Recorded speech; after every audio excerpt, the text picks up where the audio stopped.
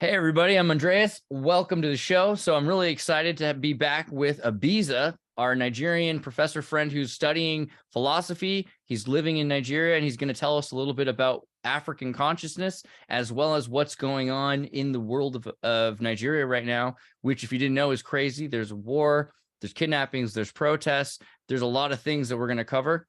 So Abiza, how you doing, man? Yeah, I'm fine. I'm good. And I'm very, very happy to be with you tonight. I'm glad. Epic. All right. So African consciousness.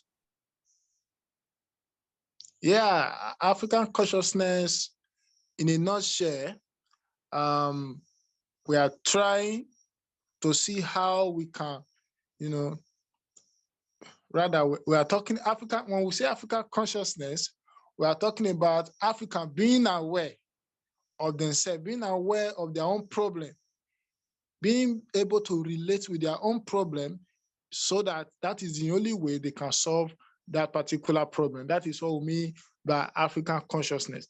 Being conscious of ourselves instead of borrowing and depending on other nations to come and solve our problem for us. That is all about African consciousness. Native epistemology. Living my philosophy in the little way I can. Right. So, you know, as a student of philosophy, I call myself a student, Itato. We don't give up in any environment we find ourselves a philosopher. So I'm doing my best and I'm very proud of what I'm doing.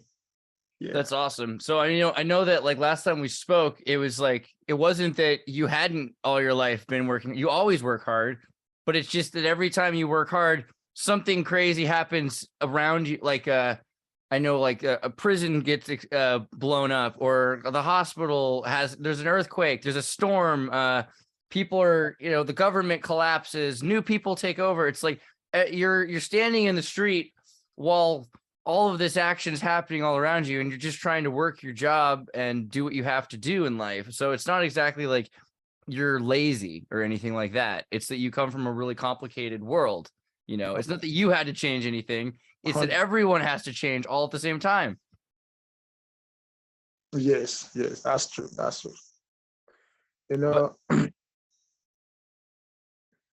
Recently I've been, thinking about African consciousness, because when I think of the kind of life we live here, and when I also think about other nations and other, people in the rest of the world, I realize that there is something different between them and we Africans. You understand? Our worldview has been shattered. You understand? And our consciousness, has been tampered with, and this has, affected everything around us. Because we're talking about a nation, and who are those that are going to build the nation? They are supposed to be the people themselves. But unfortunately, right now, many Africans are claiming alibi. Nobody is taking responsibility. And as a result, it only gets worse and worse every day. So that is the kind of world we live in. So I think that the very first step we should take as Africans is to be able to retrace our step back to who we truly are as distinct from the rest of the world. Because when you go to the East, they have their own worldview. When you go to the West, they have their own worldview. Just like now you have Eastern Europe and Western Europe, worldview, ideology clashing. But we can't speak of our own unique worldview as Africans, because we always try to, copy other culture, trying to copy other worldview. And this has affected us greatly. You understand that? So these have been my complicated, thinking recently, and I deem it fit to, share it with you. perhaps we can learn together. That's a great idea. So it's interesting on so many levels. A couple of things. First, I want to say is that America has the same problem. Europe too. Europe started with Arabic influence. It couldn't exist without Arabic numbers. Without the Arabic numbers, the numbers system, Europe couldn't have made America even to begin with. Then couldn't have invaded without the numbers. Then you get to America. America invented a thing called the transatlantic accent.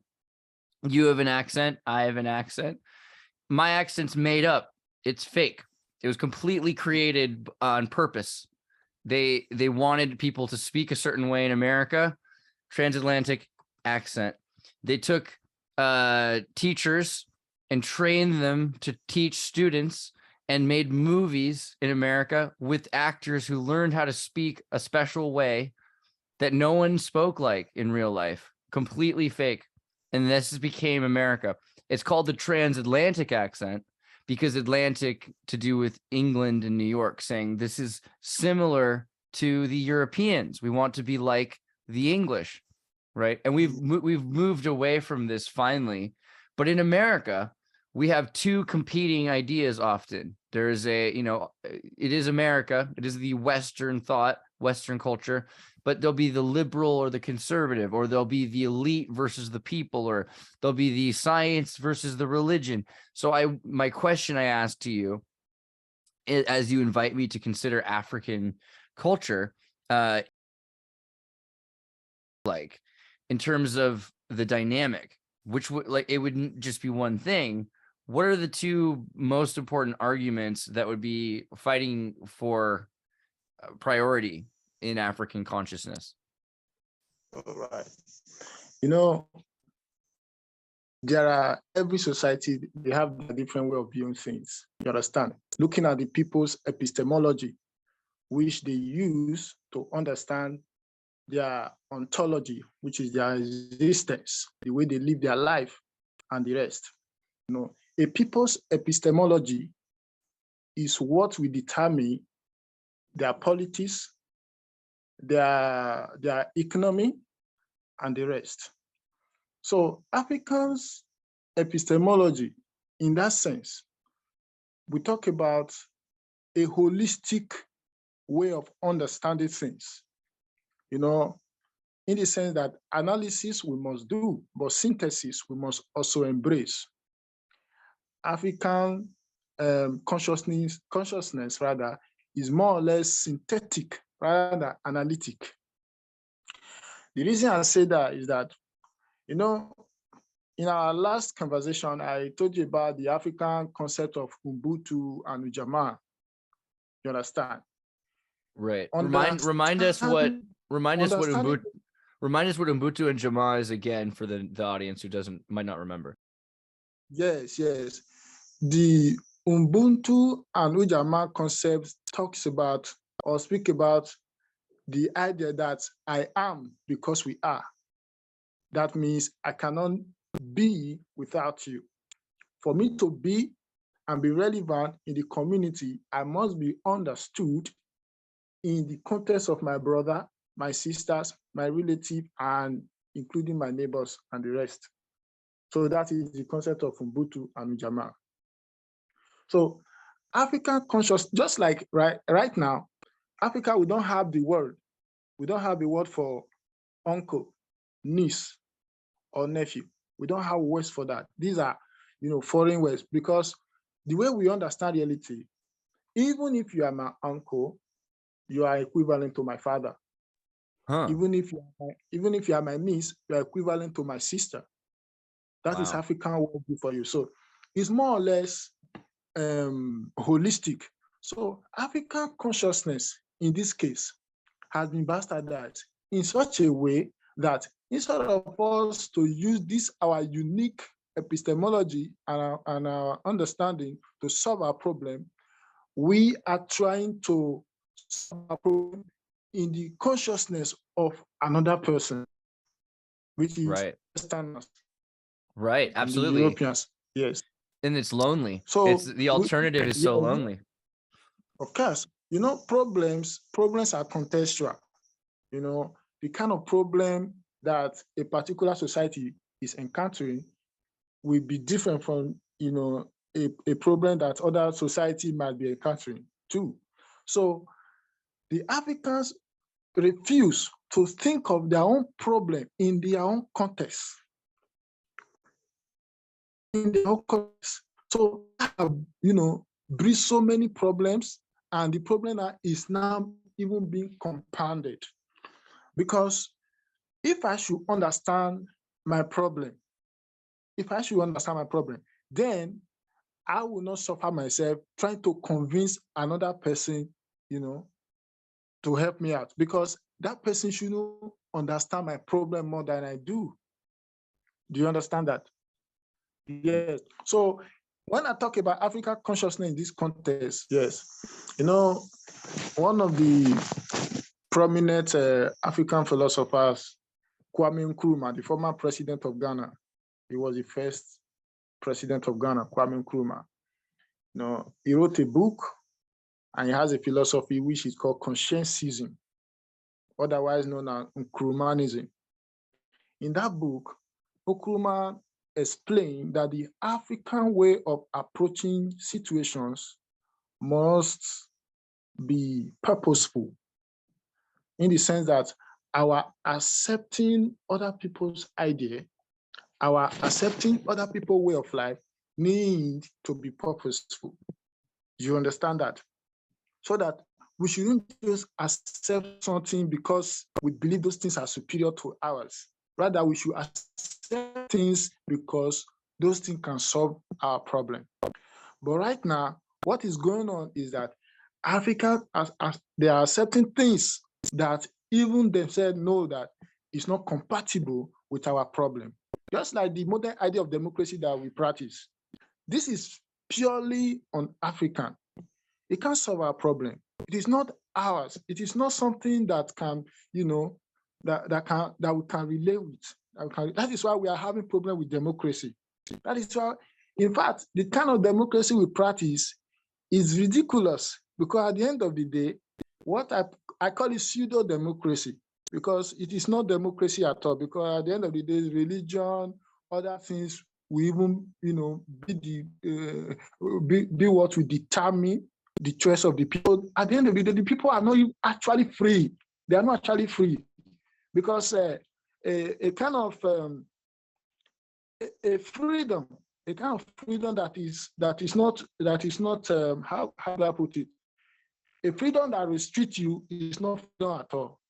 In this kind of democracy, like a freedom that restricts you is not freedom. Say it again. A freedom, a kind of freedom that somebody gives you but restricts you, to be yourself, to use your own consciousness, is not freedom at all. Like you say you've given me freedom, yes, but the freedom you have given me, you are telling me that I have to choose between Christian and Muslims. That's not freedom at all. What about the traditionalists? Because right now, even if you are joining the Abbey, they will tell you can only join two religions. The other religion is nothing. You only have two choices. Do you understand? So what I'm saying is that if you give me only two choices and there are other options, and you call that absolute freedom, it's not freedom, if you look at it very well. So going back to what Nkrumah said, he said, if we should have things that are foreign to us, we should accept them because they can solve our problem, not just because they are foreign. But what we are facing now is that people are accepting things that are foreign just because they believe that ours are inferior to other people, which is not true. So anything that they believe is working abroad must not necessarily work here, because we are different people, and right. And the things that they tell you we're doing are not fully true either. We have religion that interferes with our election. People don't vote for someone because of their religion, or vote for someone because they claim, our president claims to be part of the Catholic Church. So the thing is, we're a false standard. You guys have to do your thing the same as we're doing our thing. Nah, yeah, of course, but I still think that your society is more liberal than ours to a very great extent. Well, it's Because I hard have to deny that when you look at what's going on in Nigeria, and you've got Islam and Christianity. Christianity can be very restrictive as well. It's not just one or the other. yes. Like one of my friends that joined the army, when he got there, they told them that in this place you only have two options. It's either you join Islam or you join Christianity. Do you understand? They don't have room. Join or die. You must join. Like you don't even have the choice not to join. You have to believe by force in the army. Do you understand? So these are the kind of problems we are facing. So you have a bunch of people that become Christian because they want to be in a group, and the troop, the team, they want to be part of the team. Okay. Of course. And that appeals to the African holistic mentality of we're all brothers. Okay. Of course, because there is no room to have a different opinion. There's no room to have a different view. To be alone is to be in hell. Got it. Of course. So that is what we have in Africa. So what I believe is that we should try as much as possible to look into these African scholars' ideologies, like that in Kurumanism. And we have Negritude by Aimé Césaire, and some other Pan-Africanists, that African approach to the West must be purposeful. It must be purposeful. And that is the only way we can, because of course we have a lot of things we can learn, not that about it, but we should be selective. That is the point I'm making. So if we are selective and we pick those things that can help us as a people, then we'll be able to make the best out of foreign things. But imagine we just accept things just for accepting it, just because we want America to love us, or we want other people to love us. Then at the end of the day, our problem is not solved. So that is it. What are the kinds of things you think that need to be incorporated into the African consciousness that can make itself distinct and autonomous and independent and strong?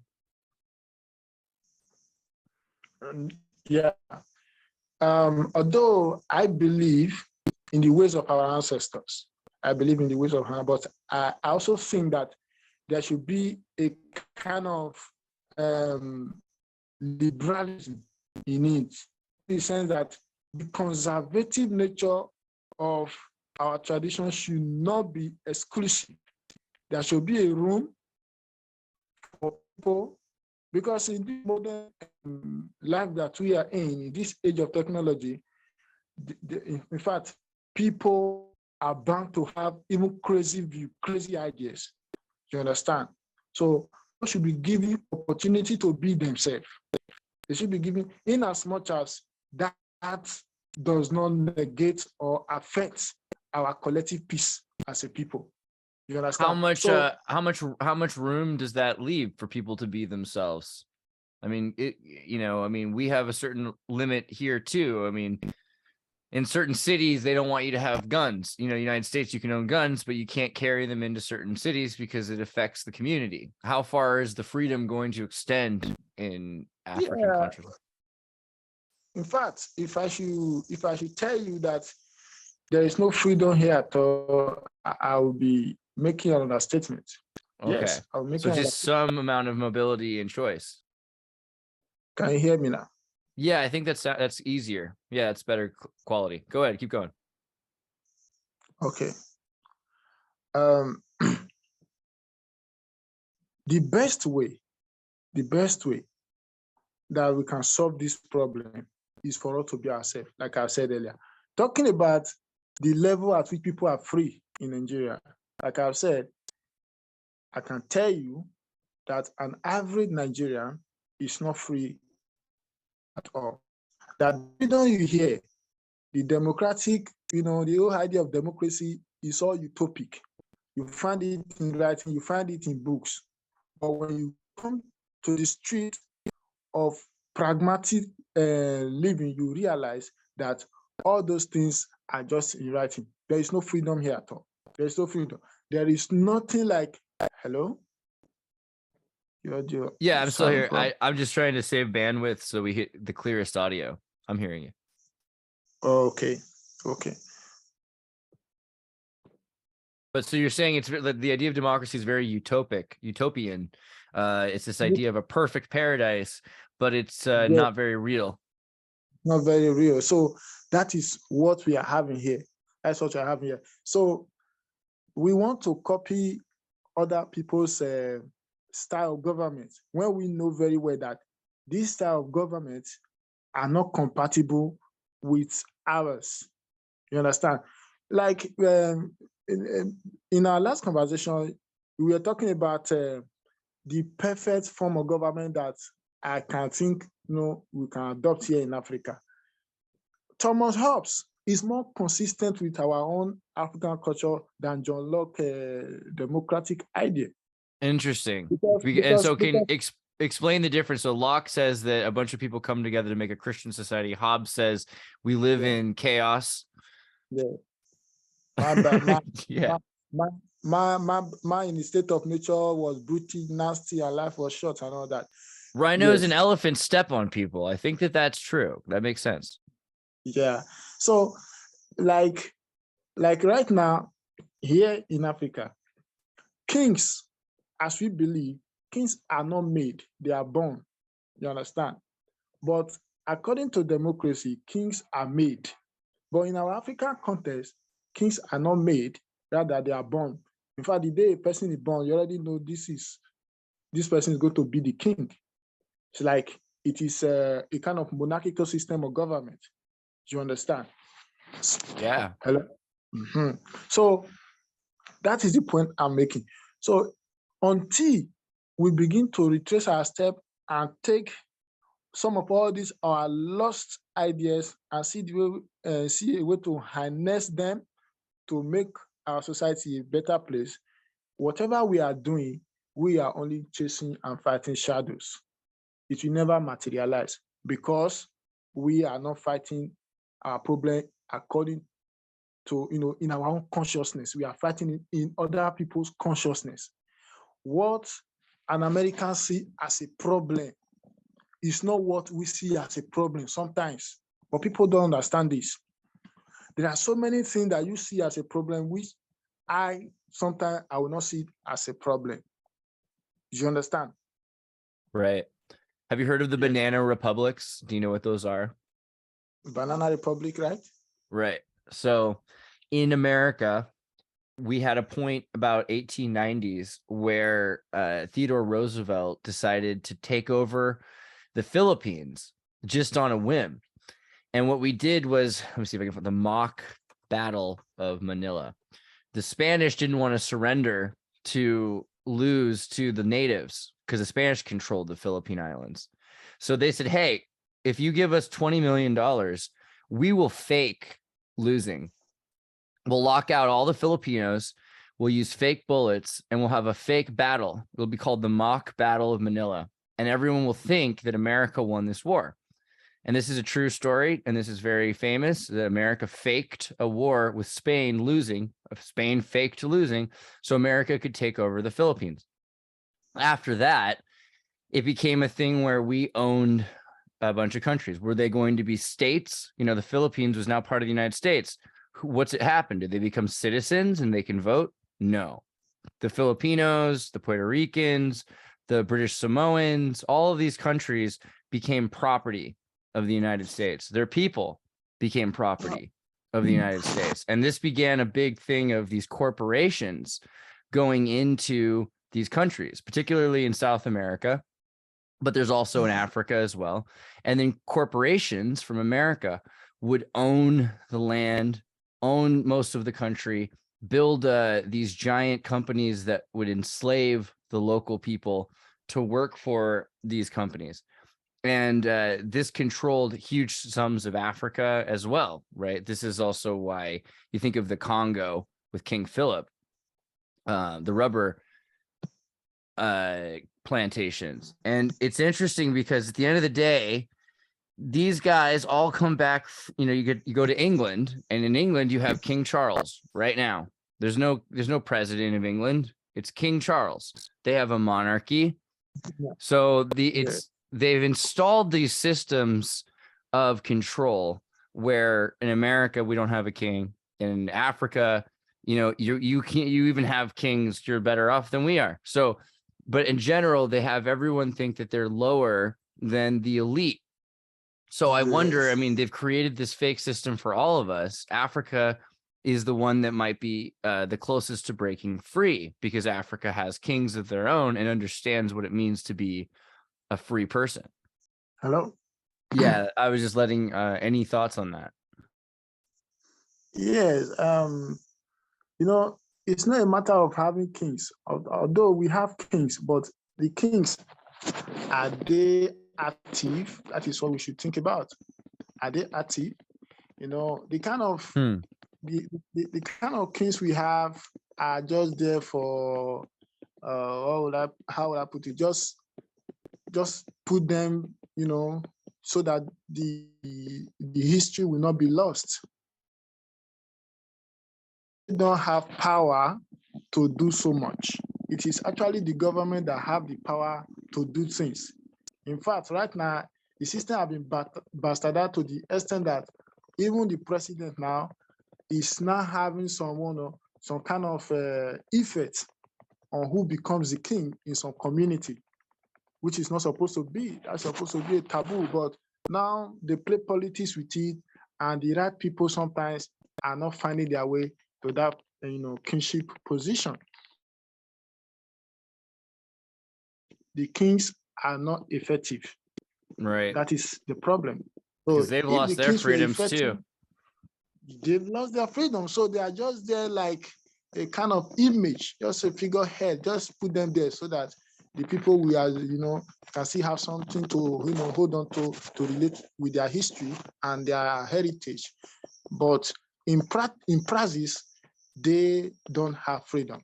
In fact, some of them now, they are even, politicians. They are politicians in the sense that they support one party or the other for them to be relevant, so that they can gain more money from the government. And so that is what this pseudo-democracy has cost us. It has bastardized everything in the sense that everything is scattered. So what is happening right now is survival of the fittest. Everybody is trying to survive. That is what is going on. And compounded with the issue of insecurity. In fact, if you have been following the trends in Nigeria now, you realize that many people are fleeing this country. Yeah, it's sad. All these great people that are, yeah, even medical doctors, because even the whole, when I was in school, let me be honest with you, when I was in school, I was among the brightest students when I was in school. But after so many years of struggling, right, it seems as if I'm even going crazy right now. I don't even know. In fact, I've forgotten who I am. You spend so much time studying and working really hard, expecting that eventually the work will accumulate towards something. And yet, I used to use my Christmas money, the money I will use to buy clothes on Christmas, they'll give me. I will use it to buy books just because of today. But all those things futile to me. Doing them were futile to me. And now I find it difficult to even, in fact, if you are talking about intellectual stuff now, people will kind of say you are not serious. Go and look for food. Go and do things. In our last conversation, we talked about even young guys now, 19, 20 years, they are doing rituals. You must have heard of the trend. It's very popular here. What are they doing? Using using ritual. You know what Oh, it doing the is, rituals, ritual? rituals, right? Spiritual rituals. Yeah. You use human being coupled with some kind of voodoo, to make money. I don't know how they are Right. doing it. This is a big thing actually in America. So not here particularly, but Nigerians will, and people around Africa, but in Nigeria, they'll practice hacking computers with magic. They might Yeah, get a yeah. chicken and hang it over their computer, and then they look for susceptible people in America or Germany to get credit card numbers from. Yeah. Wow. You can Yeah. you can imagine people are that crazy just because they want to feed. Yeah.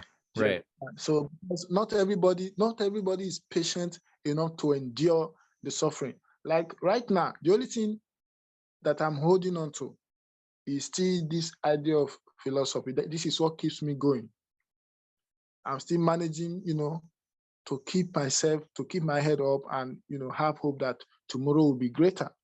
But otherwise, all the indices suggest that there is no way forward.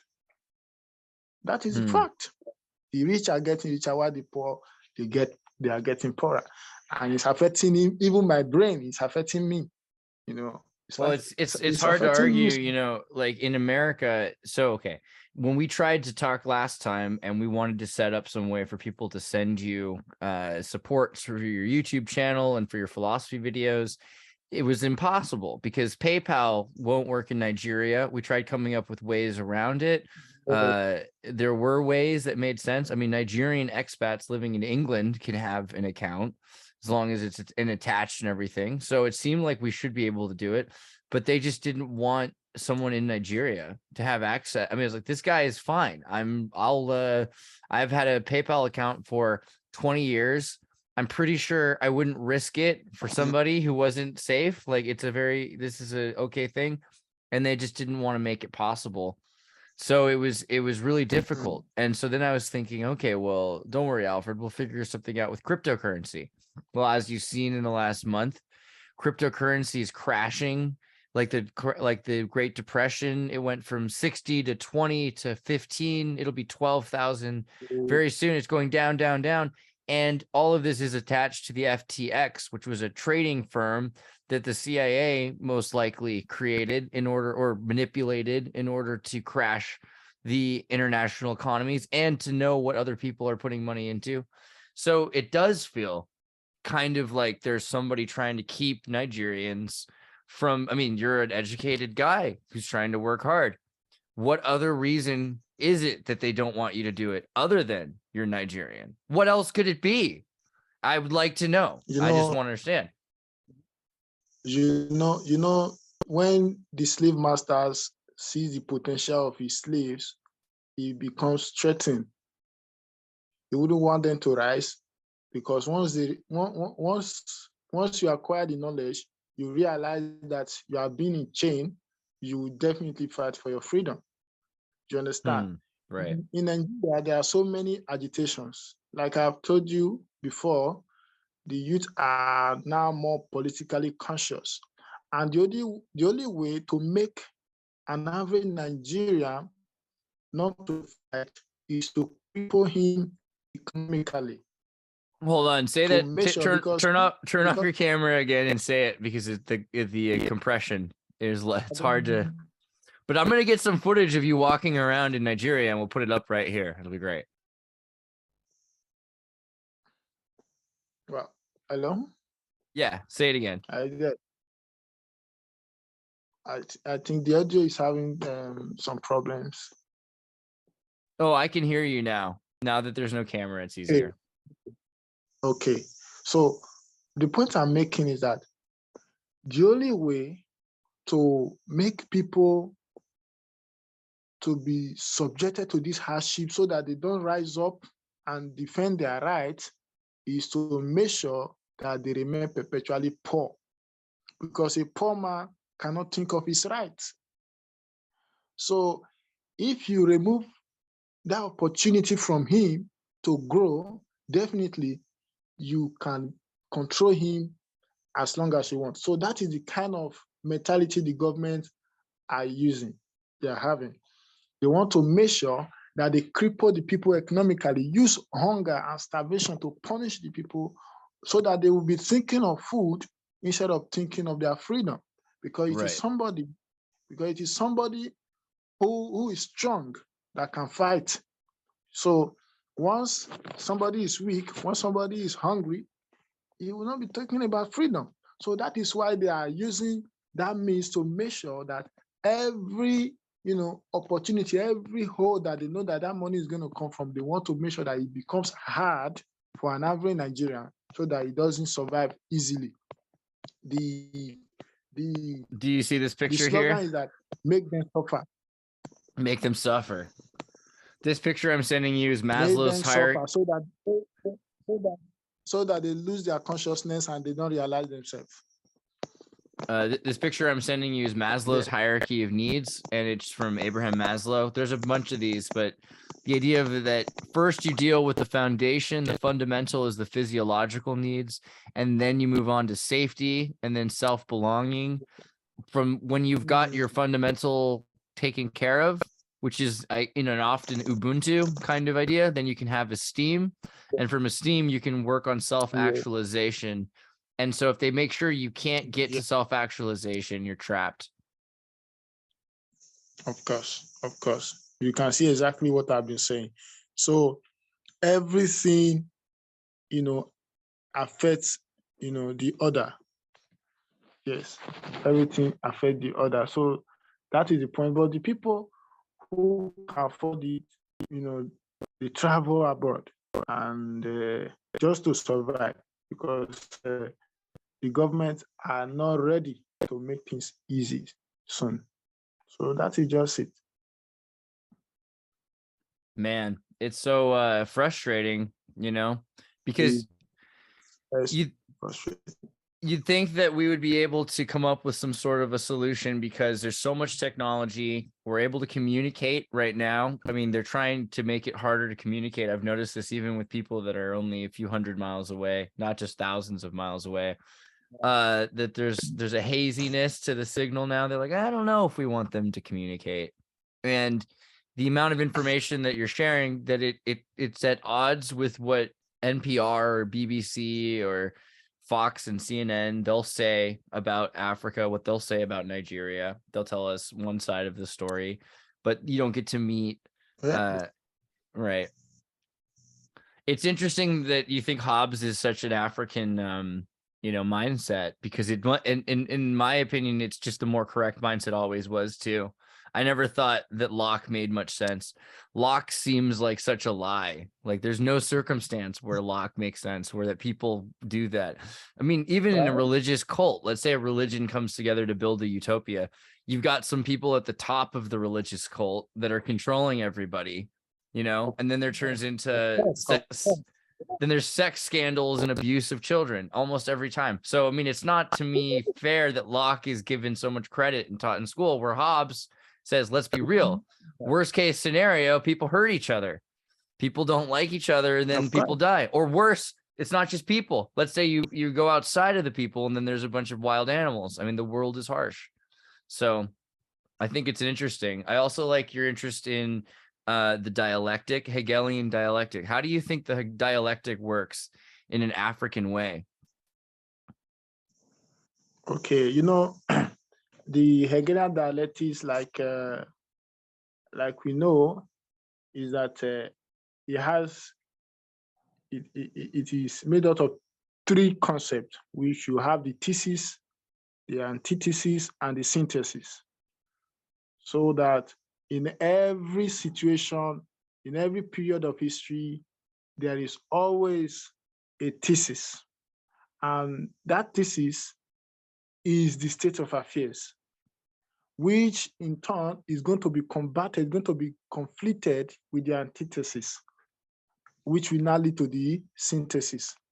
And using that to relate with our African, worldview, is that right now there are so many theses. There are so many theses. Like I told you earlier in our last video, you have the Islamic, the Sharia courts, then you have the Nigerian, constitution that is, you know, um, that is built according to the British tradition and all that. So the antithesis right now is that the African way of life, the African, you know, heritage is resurfacing in such a way that it's trying to struggle between these two so that it can come up with a better society that will be better for, all of us as Nigerians. You understand? Because Right. Using juries of your peers, and in certain circumstances, a Muslim's peers are Muslims, a Christian's peers are Christians, right? Yes. So that is the issue right now. What I'm saying, I don't know. I find it difficult to use the kind of concept I would have loved to use. Do you understand? Right. Yes.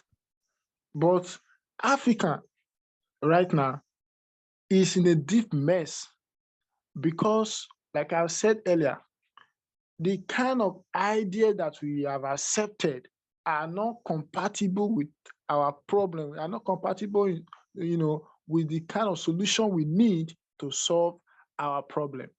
You understand? So all those things create a lot of conflict.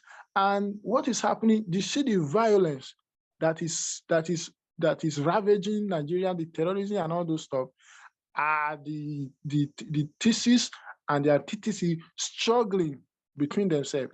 You have the religion is trying to struggle with the people right now because the people are trying to be now more conscious. They are trying to say, wow, look at this. This is religion. This is not actually what can solve our problem. This was never the way our ancestors were able to, build their self-confidence and survive.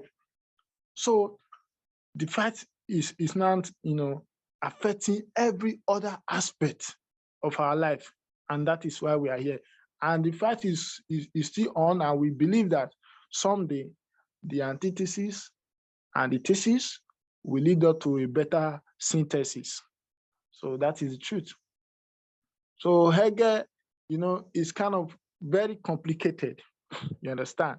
Right. It's very But he's from an interesting time. Like the Germans did get to go to Africa, and he did like the interaction they had in the Arab world and in North Africa. I mean, he would have had influences that are farther than Locke had. And in the Hegelian idea, the synthesis, I mean the antithesis and the thesis, their fight, though their fight is natural, yet the absolute spirit, which is directed by the human consciousness, with the absolute mind, has a role to play, in the sense that although what will be, but what will be, can be changed or can be directed in such a way through our consciousness, through the human mind. Just like right now, you see the invention that has happened in the West in the last 2 centuries, the invention and all that. But you see, in some other society, like some African society, which has been, a very grave mistake on our part, is that when we see nature, we try to worship nature. We respect nature, we revere nature. But when an average Westerner sees nature, he tries as much as possible to see how he can conquer that nature. Well, nature is always in the West. We consider it an insurance nightmare. Nature is considered acts of God. Acts of God are usually not rainbows; they're floods. So we look at nature as something that is out at odds and against man, trying to destroy it's nature versus man.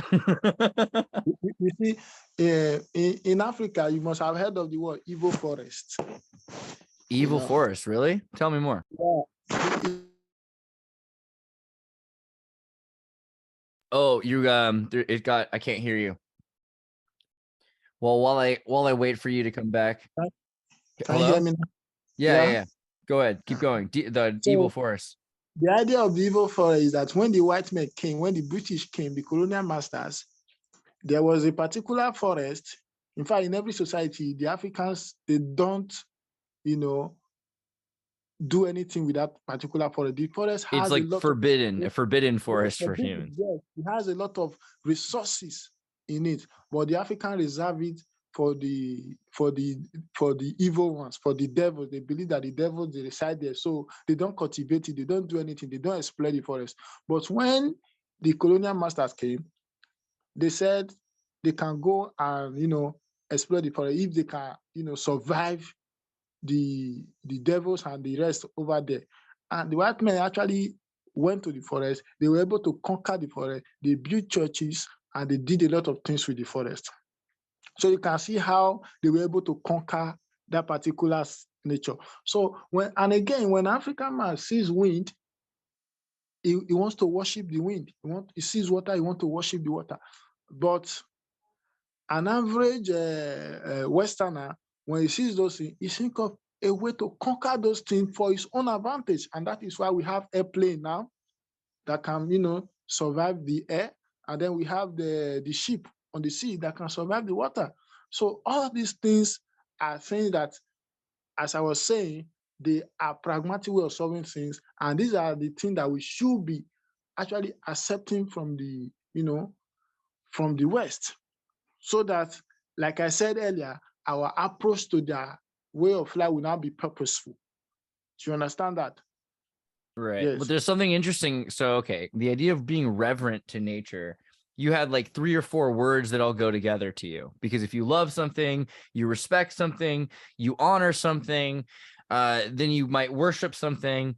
But, that's the difference. It's not the same to just the West hates nature. It's like there's a part of the West that likes nature and is obsessed with nature, and the West thinks that's weird. That's a weird part of the West. So you're going to have people in Africa who naturally have more respect for nature, but maybe don't have to worship it. Maybe that it can be something, and that might be better than what we have, where, it took us literally centuries, maybe a millennia, to start trying to save and conserve parts of nature just because we realized we would die without the air it makes. It took a long time for us to see how it mattered to us directly enough that we would selfishly try to protect some of nature. And I think that's a scary thing that you should be careful of in Africa. Like the distinction you made, worshiping nature is different from respecting nature. Yeah. So it is good to respect nature because you actually need nature to survive. Right. But to worship nature is extreme. You understand? I have another question about this idea of evil forest too. Because you said evil and then you agreed forbidden, but is it evil? What does evil mean? Like in an African idea of good and evil, is that a thing or is it order and chaos? What is good and evil? What is evil? Okay. Evil in African worldview is something that the whole community has agreed or has prohibited. You understand? Evil is not something that an individual can think about. Okay, for example, I cannot say this is evil. If I say this is evil, that means my community also agree that that thing is evil. Do you understand? So the idea of evil in African tradition is something that affects the whole community. If it doesn't affect the whole community, let's assume the thing is something that only one person is just suffering from it. They assume that is not evil to them. Do you understand that?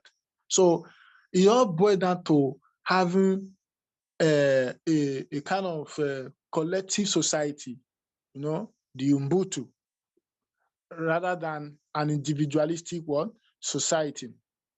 You understand? So, and evils in the African context is more or less metaphysical than practical. There are some things they don't have practical effects. You are not seeing their practical effect naturally, but the African can still relate it, in a kind of evil way. Relate it with in kind of evil things. Do you understand? For example, we talk about the wind, the sea, and all of those things.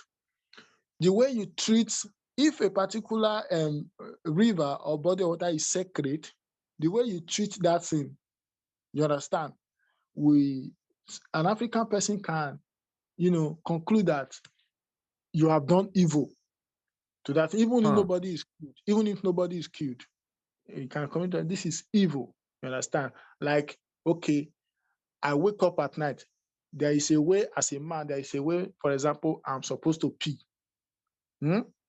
Now, if I pee, in another way that is not, part of our own value and part of our own etiquette, it is assumed that it is evil. Just like now, you Wow, see, that's almost like the British. The British, if you don't drink tea their way, it's pretty evil. So evil is a very wide concept in Africa, context. So it's socially example, unacceptable behavior, anything. yes, thank you very much. Like now in the West, you eat with your left hand, right? Can you eat with your I left have hand? to a lot of the time. I'm left-handed. Yeah. Yeah. I do it in Indian restaurants and they look at me like, really, guy? Yeah. When my dad was alive, if he catches you using your left hand to eat, he's gonna give you a dirty slap. Right. Because he consider it evil. And there are so many little things like that if you do it, maybe something is happening to you, they will believe that it is that thing that you have done, maybe by eating with left hand is what has caused that problem to you. There was some time ago, I was looking for my phone.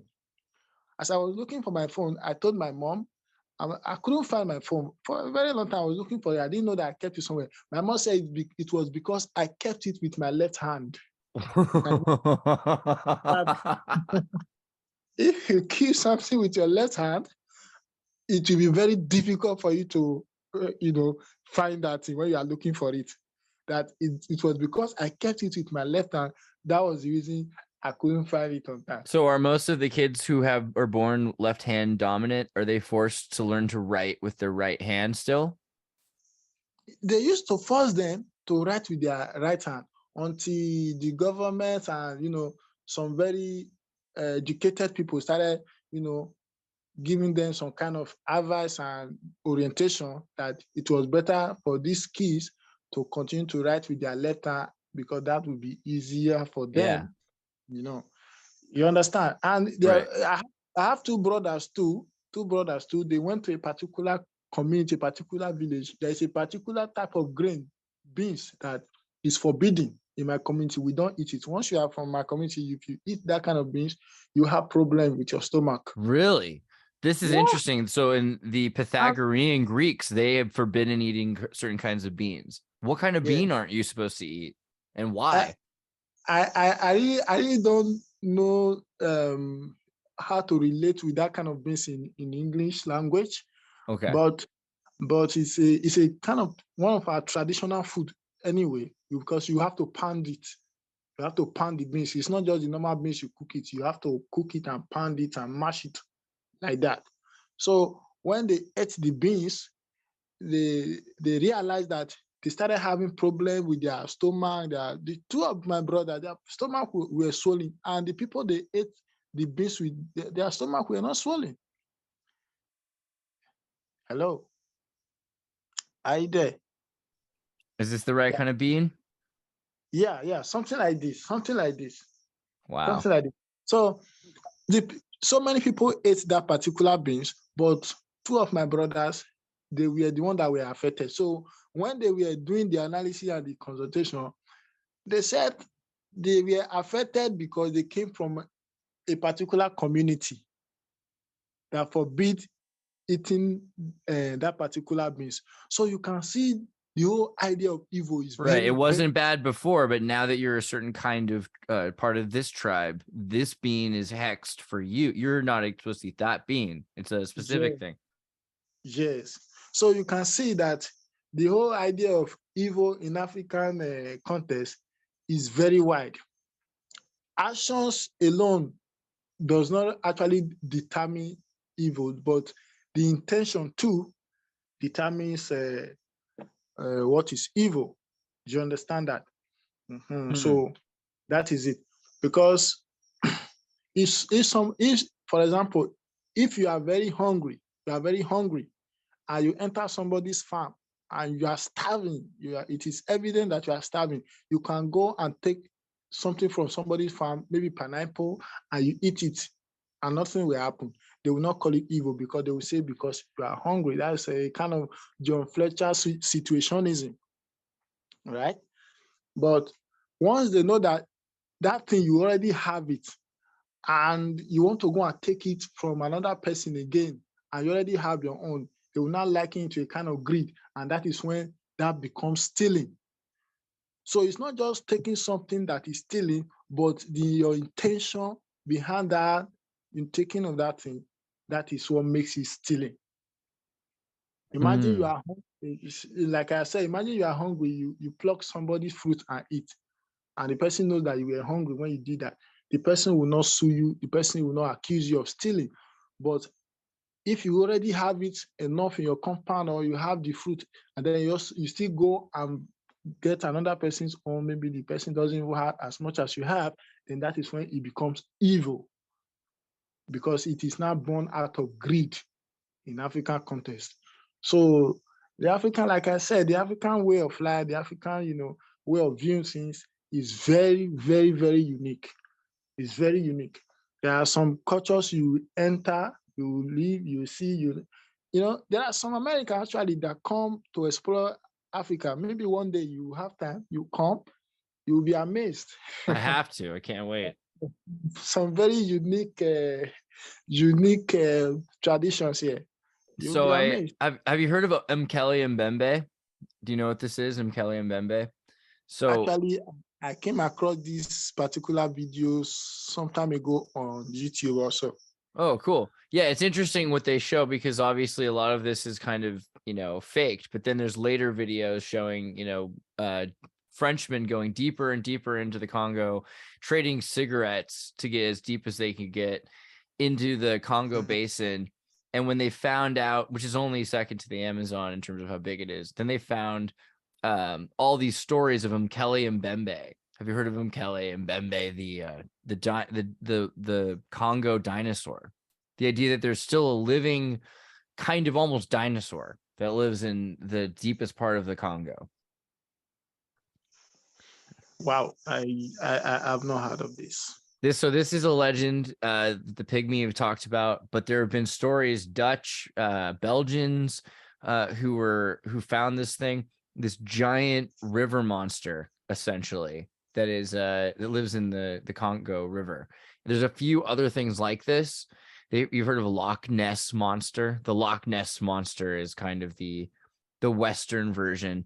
There's also the Argentinosaurus in Argentina that lives in one of the Great Lakes. So the idea that some of these things have survived because they're so deep in the Congo that nobody's gone into that far deep into the Congo, and that there's some lakes that are deep enough that these long-lived, I don't know if you call them lizards, dinosaurs, because they live in the water, they've been able to survive. And that as we go deeper and deeper, it's going to be more difficult for something like this to manage its habitat if it is alive. It might be that it only breeds once every 100 years, who knows, or maybe it lives for a very long time. We haven't been able to study it. So it's interesting, though, because this is another thing where Africa has, you said, the forbidden forest, where the deepest part of the rainforest is. So, I mean, I wonder, how crazy do you think it gets in the rainforest? How deep is it? How forbidden is it? Even like right now, despite the civilization that is sweeping across the world, you realize that there are still so many forests, even as we speak, that are still forbidden in Africa. There are so many of them. So imagine that has not been exploited for over, let's assume, for over 500 years, for example. It has not been exploited. Imagine the kind of animals we are going to see in that forest. So that is why I believe some of all these things, actually, you can find them there, because immediately humans begin to exploit forests, that is when the natural resources in that forest, especially animals, you find that they start going extinct. Maybe they start killing them and all that. Yeah. And allow them. They can be there as long as they want, and nothing will happen. Like in every state, for example, there are forest reserve. There are some forests that in fact, even if you go there during daytime, you look as if it is night. You are there at night. It's so thick to the point that you can't even see the sky from that forest. So that is it. So I think those kind of animals, of course, because we have some very, very old forests here in Africa. Very old. And yeah, like you said, some parts of those forests have never been explored or haven't been explored in, since before the white men came to Africa, right? Yes. Because actually they didn't explore all the forests. They can't explore all of them. Africa is a very big and large continent. So there are still some, very hidden places in Africa that are yet to be touched. There are so many things in Africa. The civilization we are talking about has not reached everywhere. There are some people who are still very, very, very behind. There are some people, you take some of all these gadgets to their community, they'll be very surprised. Yes, they'll be surprised. Say, what is this? So in fact, in Nigeria, it was just only 2003 that even telephone became very popular, a popular commodity in Nigeria. It was only 2003 that it became popular. That was during the reign of President Olusegun Obasanjo. So imagine people that live even in the year 2000, they have never seen phone before. You understand? In fact, I was told that my grandmother, when they were telling her she was old, that there is a particular gadget you'll be talking here, and somebody in another place you believe, she said that was witchcraft. You understand? So some of all these things that you are seeing, all these gadgets, there are some people that believe that they are just impossible. And while there are some, they will still use their own traditional belief to explain it to you that it is witchcraft.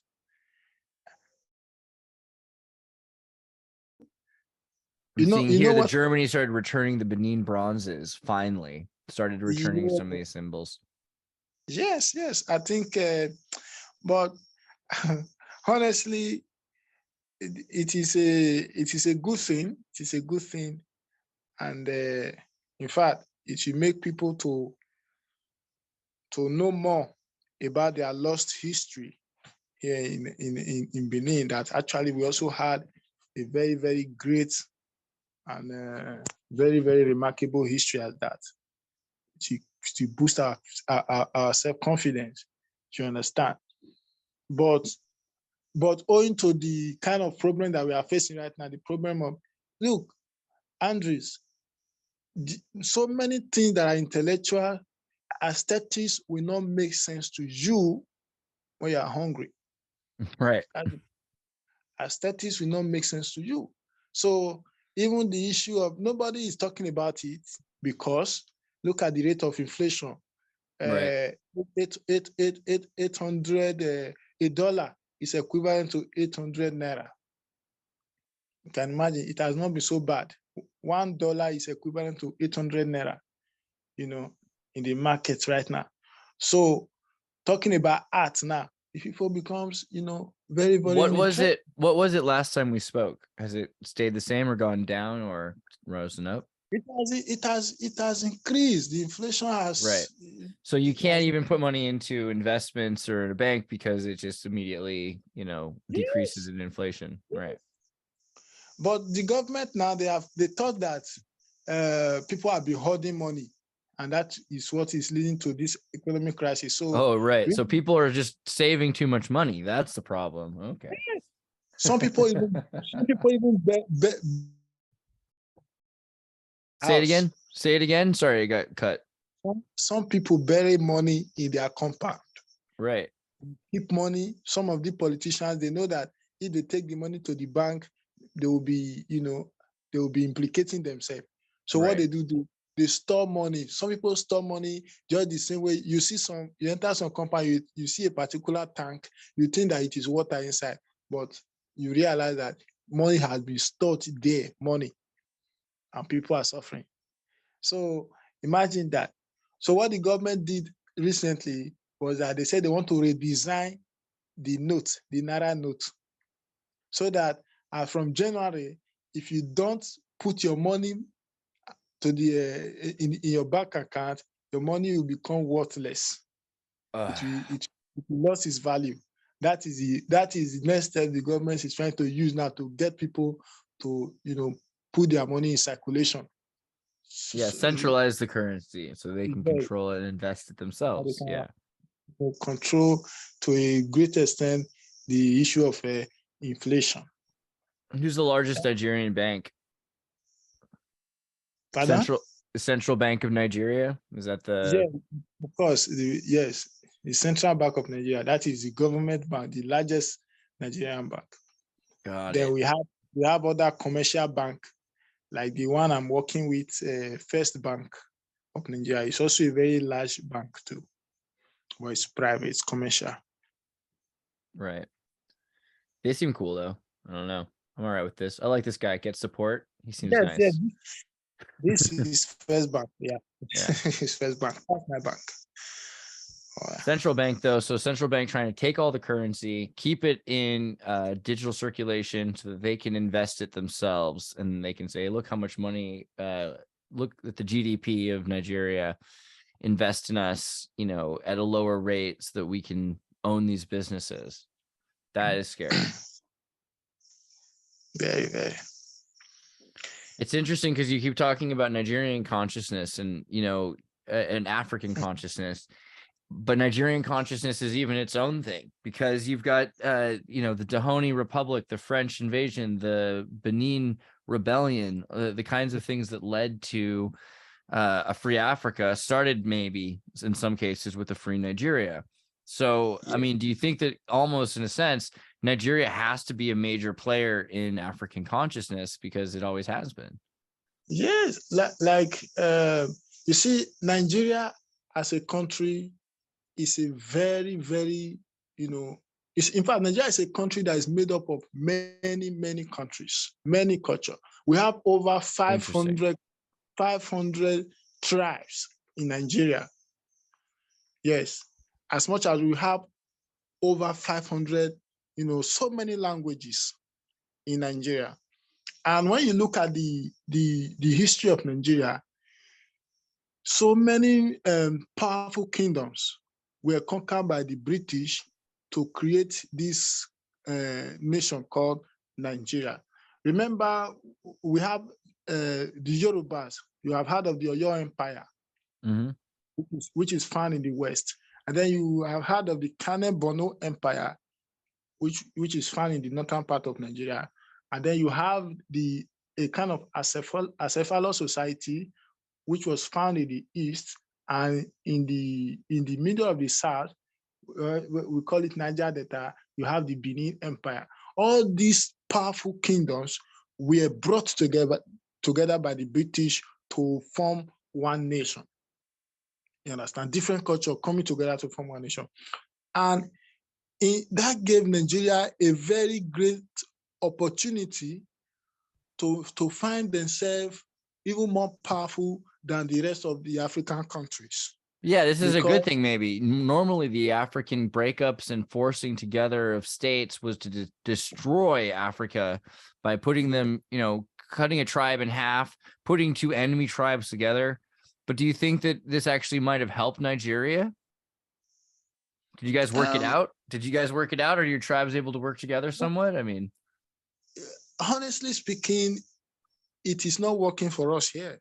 Yeah, because the tribalism and internecine war, or what they call it, is still affecting us hitherto. Right. I mean, this to me looks like in America, this would be 4 states, right? You wouldn't have a country. You'd break this up into California and Oregon and Texas. Like, they would be very different people in Texas than in California. Some of them are cowboys, others are movie stars. You know, this Oyo versus the Benin they're very different places. And, you know, this is what's showing up today. You've got Muslims in one part and Christians in another, right? Isn't that kind of...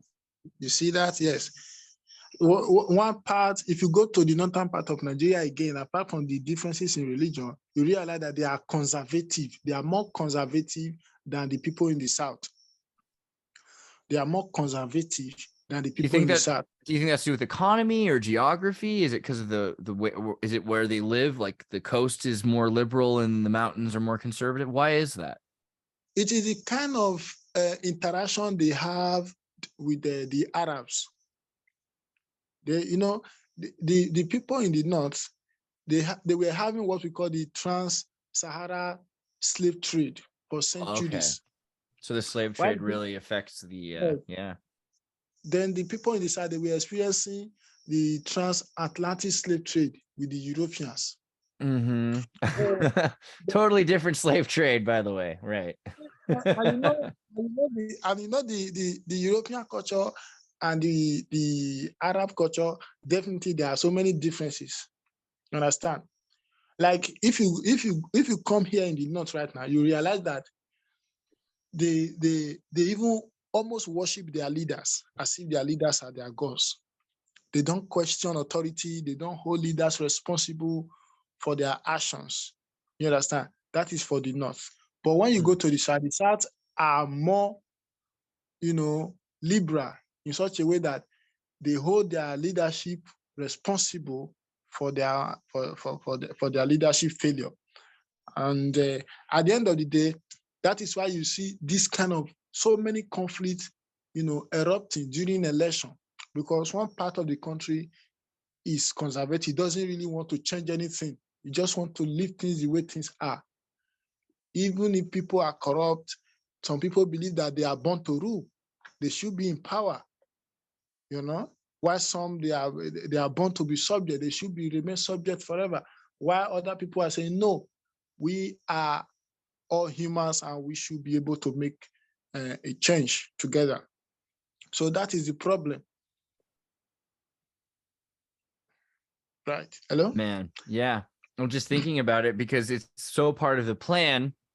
You've got, again, like we said with Cecil Rhodes, you know, the breaking up of tribes, and then the putting together of enemy tribes or of, you know, oppositional tribes that were separate from each other, that didn't want to be, you know, they wanted to have some autonomy from each other. So this was all part of some sort of a plot to destroy Africa, destroy the empires, and then consolidate people that quarrel, and then build a democracy between two 50% that don't like each other.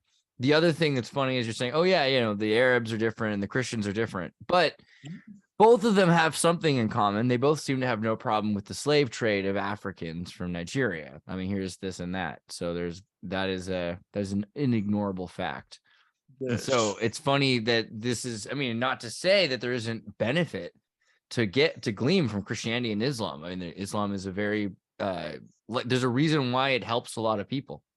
It's just the idea, though, that these cultures that came from conquering and to convert is really to conquer in certain circumstances. Especially, you know, you look at how the Christians had said you had to be a member of our church. If you're some other church, you're not going to. It's just the craziness there. You know, two of them. The problem is that two of them, they tell you theoretically that it is by choice. You have a choice. You know, you can choose to belong to our religion. You can choose not. But in practical, it is not choice. They are forcing it on your throat. Right, and it's a choice to submit to being part of a bigger culture where you're the child in this relationship. You have to copy the father, which is this new adopted father. Yeah. So it's actually terrible. Now you have heard of the issue of Biafra agitation. I know you must have been hearing of that too. A particular section, the eastern region of Nigeria, trying to break away and become independent. You understand? Their argument is that they don't have anything common with the North. Their culture, their everything is different. Their worldview, their approach to life is different. So why should we be together? That is their argument. How do So I there are spell so it? many. Biafrage? Was it? Yeah, Biafra. Biafra. Yeah. There we go. So, we had the Biafra War in the year 1967. It lasted until 1970. What do Do you you mean that understand? what do you mean they're different? So I mean, what's so different about the Biafra? The Biafrans, for example, I can tell you that they are very democratic Mhm. in their own way of life. While the Northerners, they are conservative. Are the They are Biafra more traditional, or do they follow Christian or Islam? Or I mean, they're further east. they follow Christian majorly. Hardly you find a Muslim there. In fact, you can't Okay. find a Muslim there. It's very difficult for you to find a Muslim among them. They are mostly Christians. Mm-hmm. They And are so mostly do they speak kind of, are they more French? Or are they more British? Or they are more British.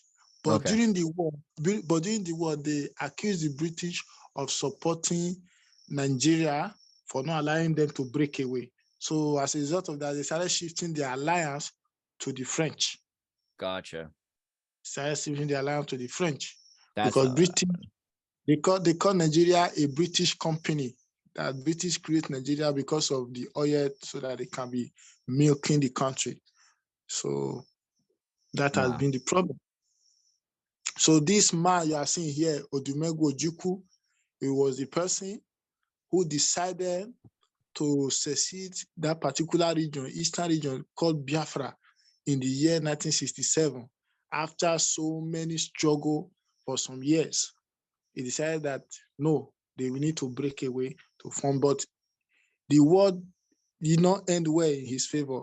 They were fought, they were conquered, children, millions of people died in the war. Millions of people, until they surrender in the year 1970. They surrender. And you got children So soldiers. Okay. the war actually was almost about tribe, the struggle, one tribe trying to, be more powerful than the other tribe. You understand? Mm. People trying to, the center, the federal government were under siege. Some people were claiming rights to the presidency, others were claiming right to the presidency. So they were struggle, and there were military coup. One tribe, if a particular tribe is in power, a group of military from another tribe, they will come and conduct a coup and dethrone the president or the head of state. So it was happening like that until a full-blown massacre started and eventually led to war. And Hitatu, as we speak, the struggle is still on. The people are still fighting, and their current leader, known as Nnamdi Kanu, he was arrested in exile, Kenya. He went to exile in Kenya. He was arrested, deported, and he's still being tried in Nigeria right now for an act of treason. Wow. Although the court discharged him and acquitted him, but the federal government said no, they will not leave him because they believe that he is guilty and is a threat to the unity of Nigeria. So many problems. Wow. And this is causing, as I speak to you, just yesterday, there was an attack in the eastern region because this particular man now, Nnamdi Kanu, he set up a kind of military, military group to fight for their independence. And this military group, they are now, attacking security officers in their region. They attack military, they attack police and other government facilities. Wow. This group is trying to become a state. Is that the main goal? They want to be their own independent state? Yeah, they want to be the independent state, and they think Nigerians are forcing them to remain part of Nigeria. And they are saying no, that they are independent, Wow. They want to be free. What does Nigeria want from them? Like tax money? And what do they want? They want their own economy and to not be part of. They want to have their own economy. Nigeria say that we are more powerful as a nation. And Nigeria is made up of so many cultures. And if you allow these particular people to break away, it will give other the opportunity to also break away. At the end of the day, this nation called Nigeria will no longer exist again. Because the more people break away from it, the less powerful it will become. Understand? But if you look at this particular region that are fighting for independence right now, they have a lot of resources. They have oil. You understand? We have oil in the south. In the north, there is nothing. And the north, they are more in population and everything than the south.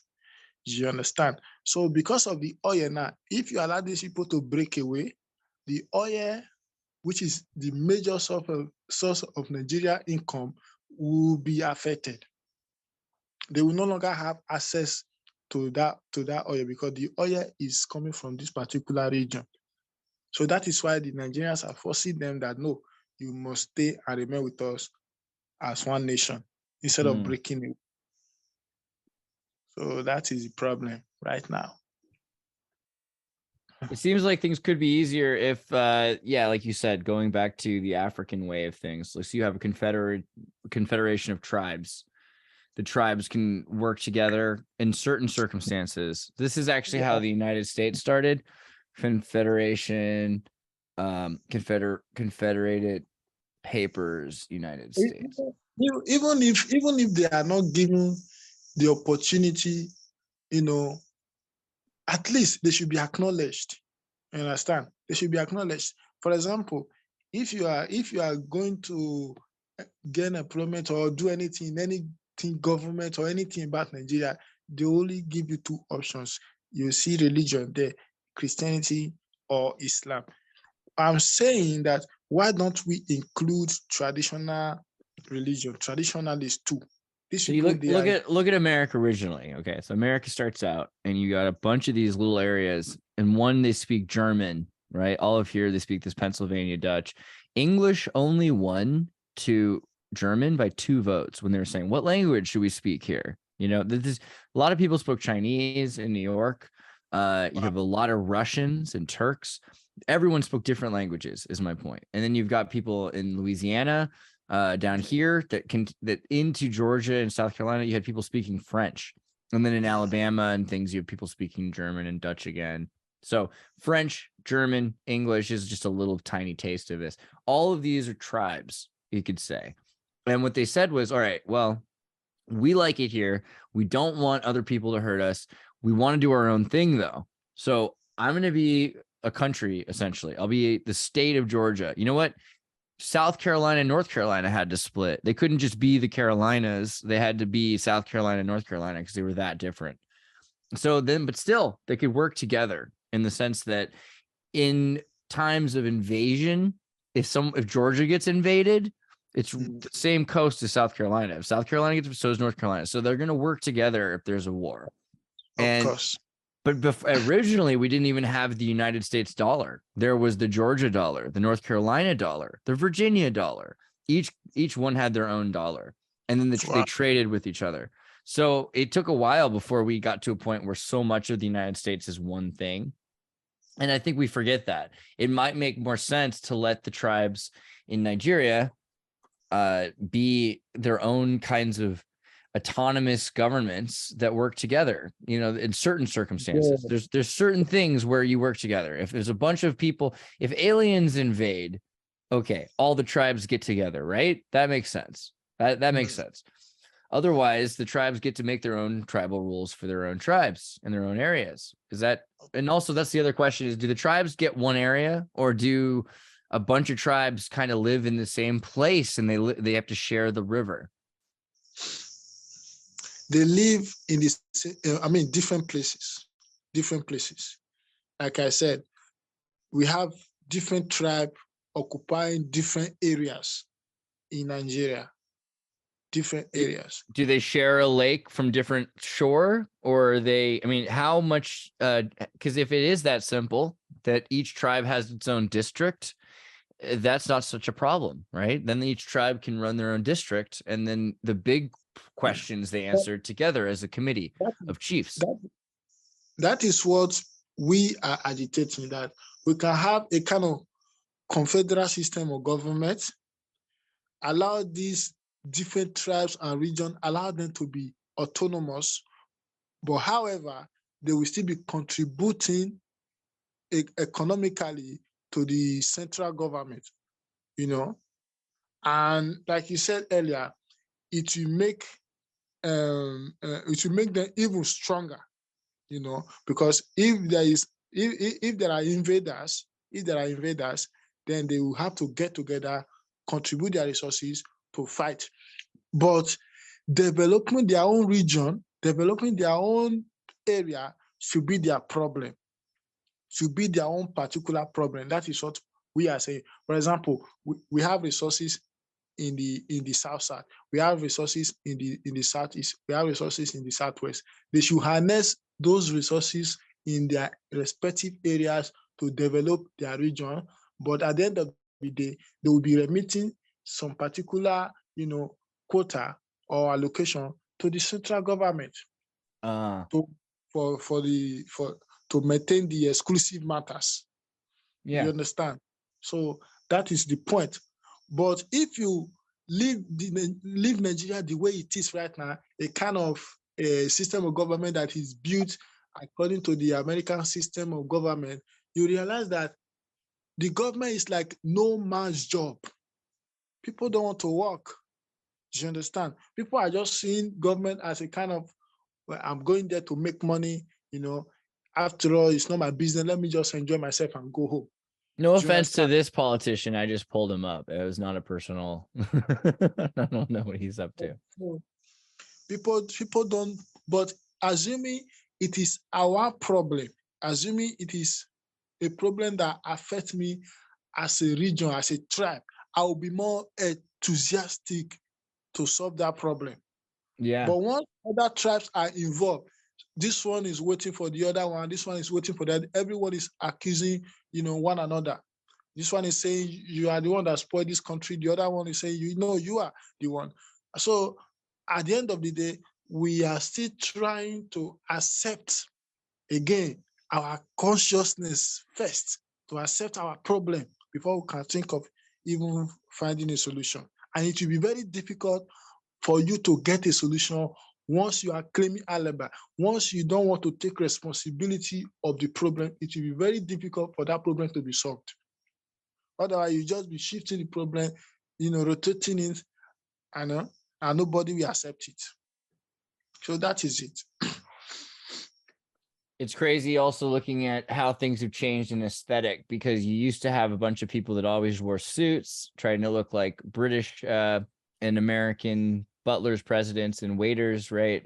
The suit is such a, it says you're a servant of the royal people, and then so saying, hey, I don't want to do that. I want to be a Nigerian. I'm going to start to dress like a Nigerian. I'm going to represent Nigerian. But the thing about that is, let's see, Nancy Pelosi, African clothing. Let me see if I can find this. The Democrats in America do this too. Can I find the thing here? Check this out. Watch Americans try to show how much they care about Nigeria. So I'm just letting you know, there's a thing, we call it a wolf wearing sheep's clothing, like a wolf wearing the skin of a sheep. Yeah. That you have to be careful, because it's not enough that they dress like you. They have to actually know what you believe. They have to think from the same sorts of stimuli and have the same responses. So, it'll be easy, I think, for people to manipulate each other by wearing Nigerian clothing. They can say, hey, you know what? I was just about to say that, because if somebody wants to manipulate you, the person has to act like you. Right. So that is the point. That is the point. It's very interesting. The problem is not just, are they able to identify with our problem? Just look at what happened in Libya, for example. Look at what happened to Gaddafi. Right. And Gaddafi was saying this, that actually these people that are fighting me, they claim that they love Libya. This is the reason they are fighting me. But Gaddafi said, no, these people, they are fighting for their interest. And the recent problem the Libyans are facing actually, corroborate and substantiates Gaddafi's point that these people, the people that helped the Libyans to fight, America that helped Libya to fight Gaddafi, were actually fighting for their interest. They were actually fighting for their interest. Look at the state of affairs in the days of Gaddafi and look at the state of affairs now. In the days of Gaddafi, the Libyan economy was among the best economy all over the world. Right. Life was relatively very, very simple and easy in the days of Gaddafi. But after they said he was a problem of Libya, they knocked him out. After knocking him out, look at chaos in Libya everywhere. Different arms group trying to, conquer themselves, and where is the America now? Where is the people that say they love peace? Why are they not fighting for peace again? So, well, I mean, and this is fun as an American to get to say this, but yeah, we're all pretty convinced that Gaddafi was taken out by neoconservative oil interests, at very least, because the guy had made it so easy to be an autonomous, sustainable state. And this is kind of back to that banana republic thing. American corporations can go to other countries and use the United States military to force protesting workers who want better compensation at gunpoint to keep working for less than they deserve to be paid to work. Often they'll just pay them in vouchers, right? You can just get paid in a stamp that you can bring to the corporation cafeteria. The cafeteria will then give you your beans. And then you just go back to work. No dollar exchanged, right? And so that's why we had to replace Gaddafi, because Gaddafi made it possible for people to own cars. Let alone houses. Everything. Yeah. It's a tragedy. It's one of the worst tragedies in the world. Gaddafi was a very interesting person. So now the people of Libya who thought Gaddafi was a problem, they are not suffering. Hugo Chavez is another interesting one that he went and he blessed the United Nations podium because he said, the devil just spoke here yesterday when George W. Bush spoke there. So he did like a little prayer. 6 months later, died of some weird disease that, just all of a sudden had to sort out his affairs and had to just get it all taken care of. And he died, so. A lot has gone down, actually. A lot. But the way the situation of Nigeria is now, people are kind of thinking, is it not better they just start the war once and for all? Let us end everything and see what will happen because of the suffering, Yeah. But I really think that until something very drastic and serious happens in Nigeria, we'll keep moving in a cycle. The problem of Nigeria has gone beyond peaceful resolution. That's what I believe. Nothing changes any social order more than war. War forces everything. To peaceful solutions aren't being. So right now you've got prisons exploding, a protest in Biafra. You've got the coastal Christians that are going through there. You were talking last time about some of the scandals of some of the politicians in the South. So, there's no room for civility. At that point, when prisons are exploding in front of you, people are fighting in the streets, children's soldiers are being recruited in the East. I think the options they turn away from, Gandhi was definitely paid to make a peaceful solution for the British Empire, right? It wasn't just that peace was the solution. So I'm not saying that peace isn't a good thing, and it's important to be peaceful. It's more important to not be reactionary. It's most important not to just respond to someone forcing you to respond. If someone pushes you, you shouldn't have to react the way they want you to. And that's what I'm most scared of. I feel like Nigeria is being pushed into a war and into a desperate time for desperate measures on purpose, right? To stop people like you from thinking of solutions. It has never been this worse in the history of Nigeria. Life has become very, very cheap, extremely cheap. You know, people sleep with their one eye open.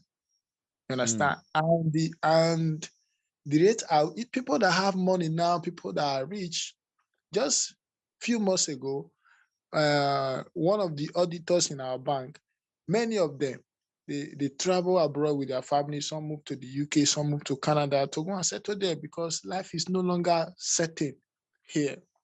You understand? So what I'm thinking is that since everything is now almost meaningless, why not just start the war? Let everything scatter so that we know we start afresh. Because if you look at the history of the world very well, nothing whatsoever has ever happened to Africa without war. The First World War, for example, was what helped Africa to destroy slavery finally. The First World War.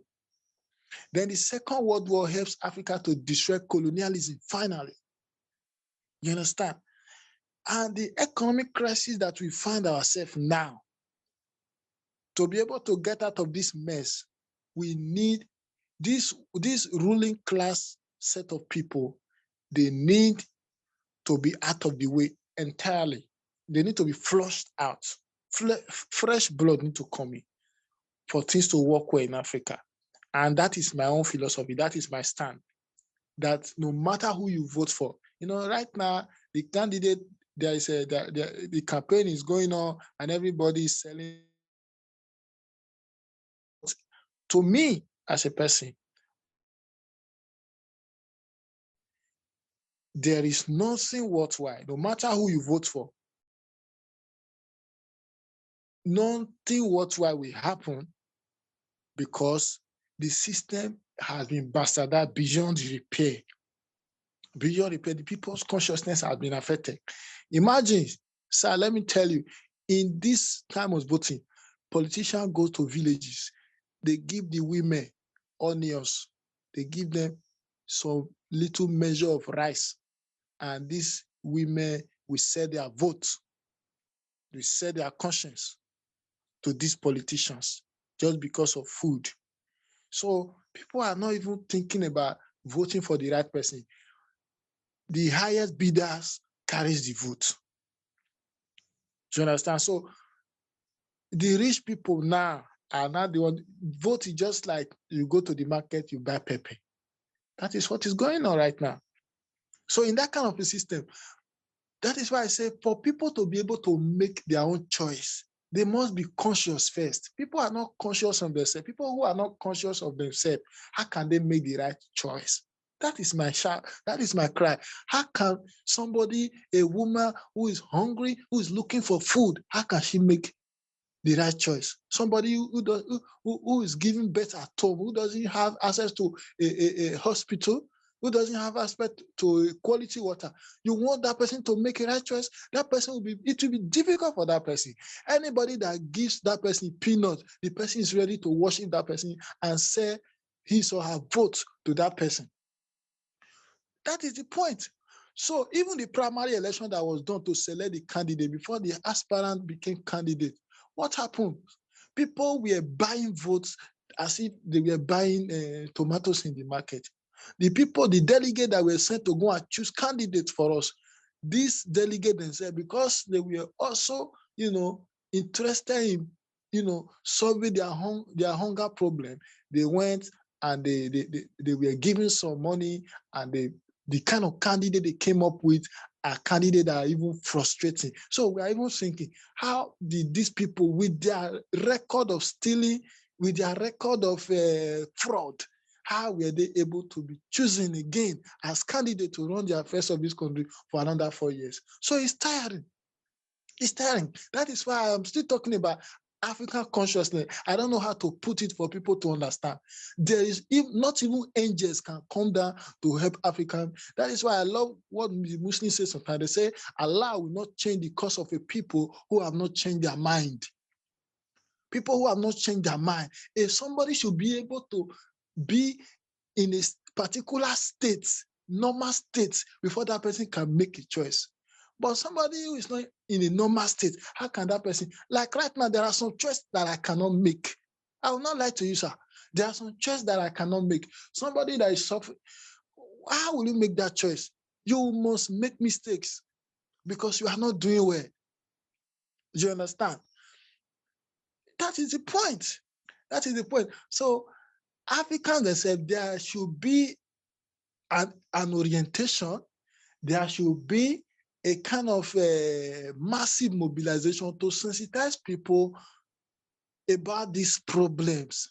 And that is what I even have in mind, just that I don't have the means and the, to do it. These villages, they should be sensitized, they should be, given a kind of proper orientation to understand the kind of problem we are. Just like, okay, imagine somebody gives you onions, two onions, two cup of rice, something you cook in a day, and that is all. Because of that, you say your vote, you go and vote for that person. What could be more degrading than that? That is the height of inhumanity. That person is not even worthless. So you understand that? So it's a big problem that we are in a very big mess. We're in a very big mess. Right now, as I speak to you, Andre, life is even nothing in Nigeria. Go to so many societies, go to so many communities. Governments, they will invade. I don't know what they want in the name of terrorism. They will invade a particular village, they shoot children, slaughter people, and they go away, and nothing is being done. Nothing is being done. These people are not brought to book. Even some of them that were arrested, nothing happened to them because they have people in government who can cover up for them. The poor masses are dying shamelessly and cheaply on the streets. People are suffering. I can't travel. As I speak to you, I can't travel for December. I can't move from place to place because I have not been able to see my family for years. How? I can't travel because for me to travel from here now to my place, I will spend 2 days going by car. I will spend 2 days.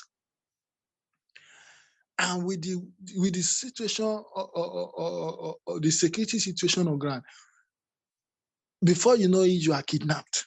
Right. Are you that don't have money to survive, they start asking your people for millions, the millions that you don't even have, the food that you have not eaten, they will start demanding it from your people. So that kind of a society, tell me what would make somebody to be proud of that kind of society? Nigerians are intelligent people. They are innovative, but you will never see their innovation and their intelligence until you take them out of Nigeria. They will never have been able to function effectively until they are taken out of Nigeria. That is the fact. That is the fact.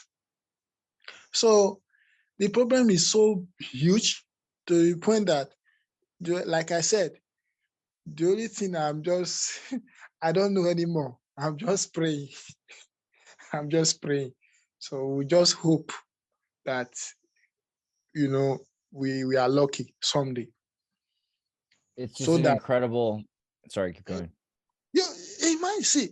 Let me tell you, children will be learning in school. They'll be learning in school. Government will go and kidnap primary school children, lock them up in forest for months, suffering in the forest without bathing, without food, without this thing. They'll go and suffer in the forest. School girls, they'll force them into marriage, rape them. Imagine that kind of life. Imagine that kind of society. Wow, how can one be happy? Do you understand? How can one be happy? Do you understand? Everybody, almost everybody from the lower class are being affected. Only the rich man. What you are seeing on the TV, on the internet, you see Nigerian men, they wear suits, they are politicians, businessmen, you are hearing big people, you are hearing successful people. The real population, a bulk of the population, 80% of the population, they can't survive. They are not surviving. They are just below poverty line. So it's difficult. It's difficult, I must say. So consciousness, like I said, people should be more conscious and hold these leaders responsible and knock them out of power. That is the only way we can move forward as a people. Otherwise, nothing will help us. We have to return to the African consciousness that a man is not worthy just because he has money, or maybe because in an African context, when we talk about African philosophy and African consciousness, a man is worthy to the extent that his family is able to benefit from his wealth. If I am worthy, or if I have eaten, yet my brother is hungry, in African context, I'm still considered a very poor man, despite the millions in my account. Assuming I have eaten, but my cousin, my relative, they are hungry. In fact, in African tradition, we say you are even more poorer than the poor. But right now, people are no longer seeing themselves in the context of the community. They are not seeing themselves as part of the community. Everybody has, like Chinua Achebe wrote in his famous book, one of the Nigerian thought, Things Fall Apart. Things fall apart. They are put a knife for the things that bound us together. And now we have fallen apart. The center can no longer hold. This is what we are facing in Nigeria. The center is no longer holding. Things are falling apart. Brothers, everything is busted there. You can't hold on. In every nation, there is something, I've been hearing of American dream. You see American life. In every nation, there is something you hold on to and say, okay, this is what binds us together. This is what makes us a people. But can we also speak of that as Nigerians, that this is what makes us a people? This is what we are proud of? There's nothing to be proud of. There's nothing that we can hold and say, okay, this is what makes us proud Nigerians. Nothing. Crime all over, killings all over. And I keep asking myself, the killing is becoming so irrational that I can't even think about it. Like, what is going on? I keep asking myself, what does these people, what do they want? What do they even want? People waste life very cheaply, just like that. So it's very appalling. It's very appalling. It makes me really mad. It makes me crazy. It drives me crazy. I don't know what the future holds, but whatever it is, I wish there is another life, or maybe something. All of the successes that I've seen in the West have come from the Fourth Estate. So media and journalism is this idea of the right of journalists to exist. Now, this is in question in the West right now. They've pushed very hard, loudly, that free speech is dangerous speech, that not all speech is free speech, that not all free speech is safe, and that it's not conducive to the quieter voices being heard. So we're pushing very hard in the West to destroy the Fourth Estate. But the Fourth Estate does represent freedom of press and the domain of press to report.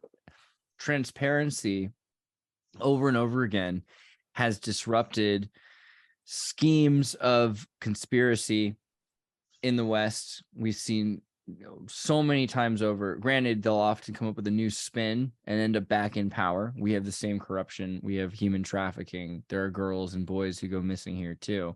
Unfortunately, we haven't quite fixed that.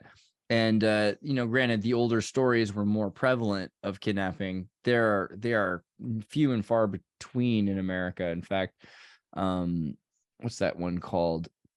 Valley Night Garden. Human trafficking. An interesting I can't remember if I can find Malkovich movie. Malkovich, human trafficking. movie. Midnight Garden. There it is. Was it? No, somewhere here. But anyway, we have movies in America that kind of show the same thing going on in the 2020s. Girls in San Diego being kidnapped, people in the middle of the United States being kidnapped, and the poor United States, in the middle of the United States, places where they can't afford to get their kids back. The same story, only I don't know how well this is reported. I imagine Nigerians know this is happening. In America, a lot of people just try to ignore that human trafficking is a major problem, and they try to just to make sure that we don't think about it. But transparency has led to a number of reveals of organizations involved with human trafficking, for instance, that have made them kind of shut down or change their names. And I think that's the future of Nigeria as well. It's going to be the internet somehow being used to get the word out and get people to communicate. And there's a lot of, and the thing is, it's not just all about the worries. It's also about the opportunity. I think a lot of people looking at Nigeria are saying, wow, it's like a girl that looks at a man and says she could fix him. Like, Nigeria's got such potential. There's a lot here that could be really, it's an amazing country full of brilliant people. So, I mean, the corruption seems like, if the only thing stopping it is the corruption, that's fascinating, because what that means is it's an easy problem to fix, because so many Nigerians are better than the corruption itself, and the system organically could work. It used to work, but it's just being held hostage. It seems like the entire state of Nigeria is being held hostage. When corruption has eaten deep into a particular society, there is even little you can do in that particular society. Anything you lay your hand to do, you find out that, imagine somebody who graduates, with a very good result. The person goes to find a job, and somebody who is not qualified is taking, while the person who is qualified is not taking for that job. So imagine that kind of society. So the people who have the mind, people who are qualified, they are not finding themselves, in the corridor of power. So that one too is another problem on its own. So once there is corruption, because corruption is like a disease. It's like a disease. When it has eaten deep into a particular society, it affects every aspect of that particular society. And that is what, to the point that even the religious leaders, they have now become criminals, stealing money from their unsuspecting devout religious people in their churches and their mosques. They collect money from them. They brainwash them. That is it. So that is the level at which corruption has eaten into the Nigerian society. And it's very unfortunate. So sad. People use their own sister, their own mother for money ritual. Can you imagine that? A particular place was discovered in the city of Benin a few months ago. I think 3 months ago. I don't know if you heard of the news. People have kidnapped some set of people. They use chemical to dry them up, and they use them for money ritual. They store them the way you store fish at home. They store them in their house for ritual stuff. This is the kind of society that we are living in.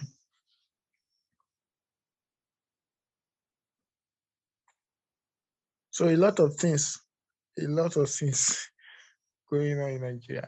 I wish I could say that only happened in Nigeria. It's also another thing where we have a satanic panic in the United States. It was all about the idea that the United States has these kinds of kidnappings rituals, that people are kidnapped and killed in these horrible ways.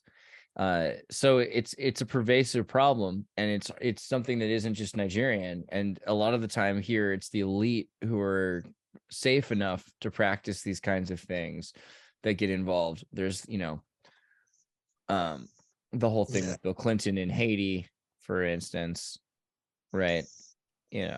Like the people most interested in magical places with magical people. But I appreciate that you took so much of the effort to tell us so much of the things about Nigeria. We're going to have to do this again soon. I think that because I have a show that's about to start right after this, I want to ask you one last question, which is, what do you think humans can do in general to help Nigerians? Because it looks like you're doing everything you can do. What can we do, you think, to let the word out, get people to understand what's happening in Nigeria and make it possible for change to make it easier for you? Nigeria, I think right now, is isolated from the rest of the world. I don't know if the Nigerian president is paying BBC or Force and all those not to cover the issues that are happening in Nigeria.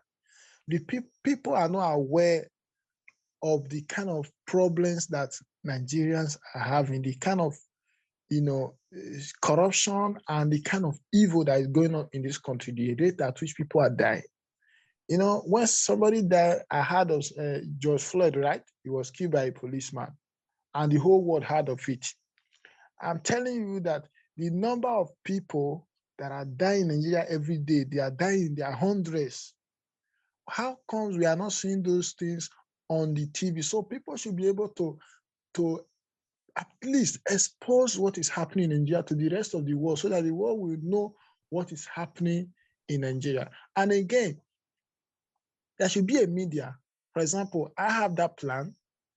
If I am able to, get the means for us to go to villages, educate these people, sensitize these people, right? In the villages to be more conscious on themselves, to stop accepting peanuts, make them understand the implication of accepting a cup of rice for their vote, for their franchise.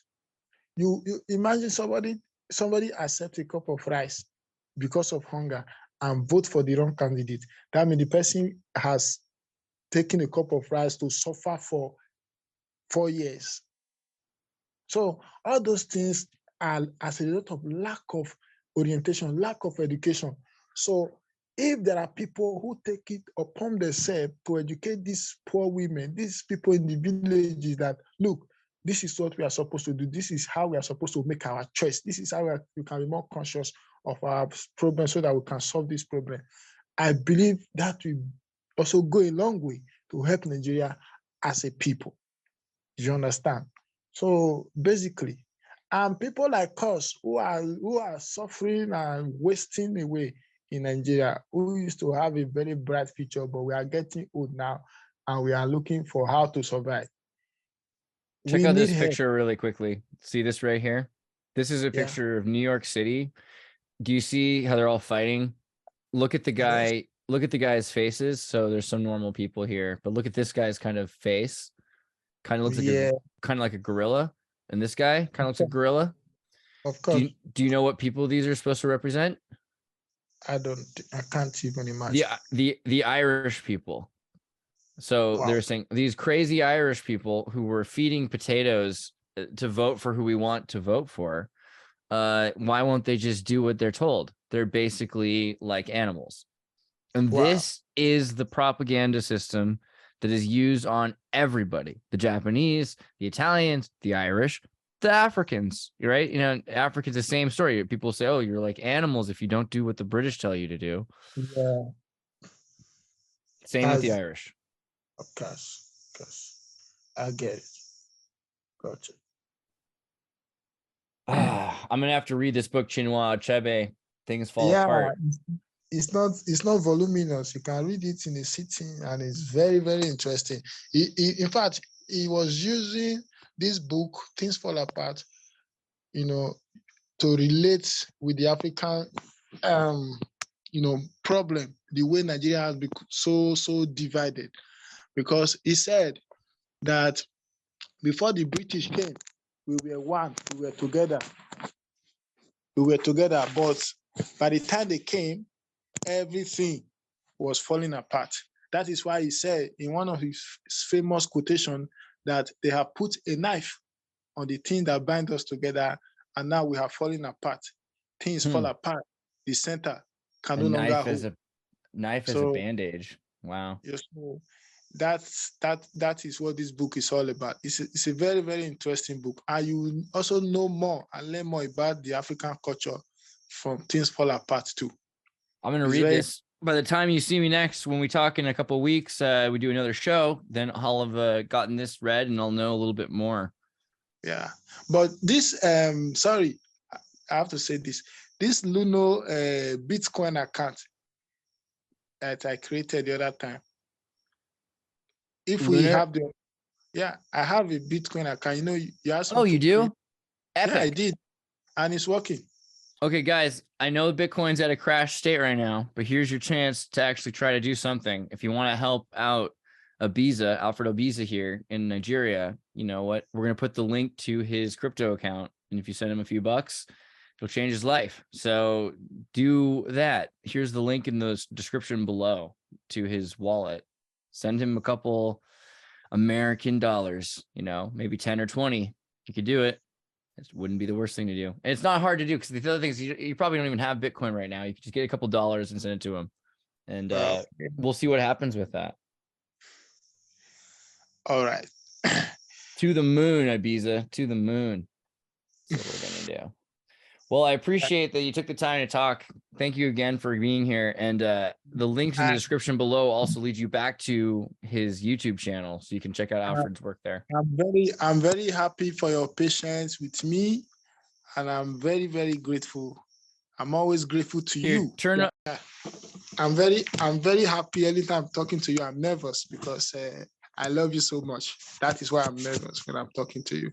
I love you too, man. I like what you're trying to you're trying to help people understand in a very reasonable way what's going on. And it's kind of, you're in the middle, you're a reporter in the middle of a war. I think people don't understand that either. And so that's interesting that you're a philosopher and a reporter in the middle of a war.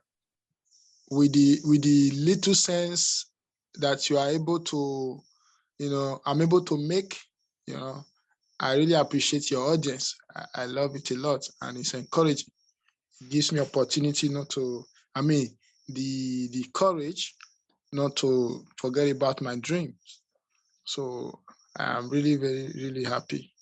I'm gonna send you like 5 or 6 questions, and then what we'll do is you can take your phone and go to a couple different places, 5 or 6 different places, and answer each question. Talk as long as you want, 10 or 20 minutes each question about what's the answer about what's going on.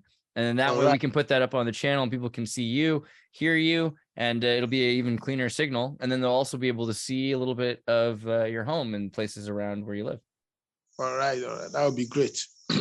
Thank you very much for your time. Thank you, man. I'll see you next time. Peace. All right. Thank you.